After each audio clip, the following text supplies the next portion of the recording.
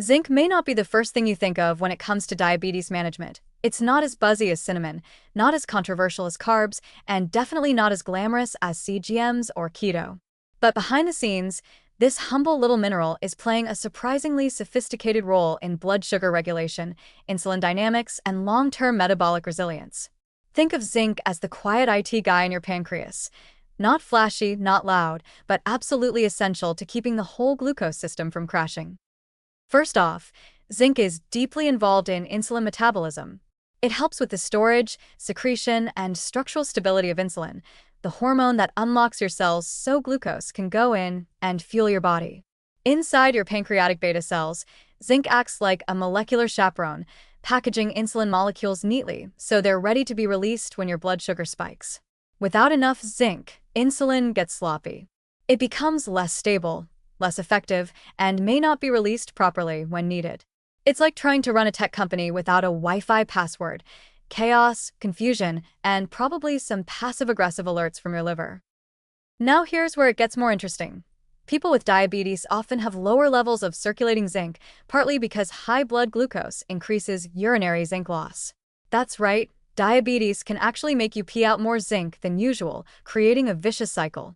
Low zinc impairs insulin action, which worsens blood sugar control, which increases zinc loss even more. It's the metabolic equivalent of trying to fill a bathtub with the drain wide open. But zinc doesn't stop at insulin. It also plays a key role in combating oxidative stress, one of the major drivers behind diabetes complications. High blood sugar is like acid rain for your blood vessels, nerves, and organs. Over time, it produces an avalanche of reactive oxygen species, ROS, that damage tissues and inflame everything from your kidneys to your eyes to your feet. Zinc steps in here like a molecular fire extinguisher. It supports antioxidant enzymes such as superoxide dismutase, SOD, and helps stabilize cell membranes, reducing cellular damage and slowing the march toward complications like neuropathy, retinopathy, and cardiovascular disease. Emerging research suggests that zinc supplementation, especially in people who are deficient, can improve glycemic control, enhance insulin sensitivity, and even lower HbA1c levels, a long-term measure of blood sugar. Some clinical trials have reported modest but meaningful improvements in fasting glucose, post-meal glucose spikes, and insulin levels after consistent zinc supplementation. It's not insulin in a capsule, but it's certainly a supportive player, especially in type 2 diabetes. And for pre-diabetics? Zinc may help slow or prevent progression by improving metabolic flexibility and reducing systemic inflammation.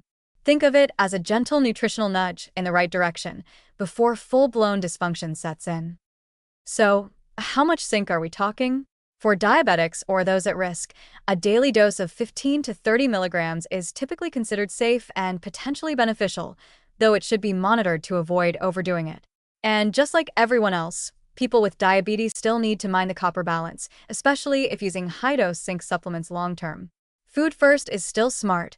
Oysters, beef, pumpkin seeds, chickpeas, and cashews can all help. Just make sure the phytates in plant foods aren't quietly blocking the mineral from doing its job. Soaking, sprouting, or fermenting helps here.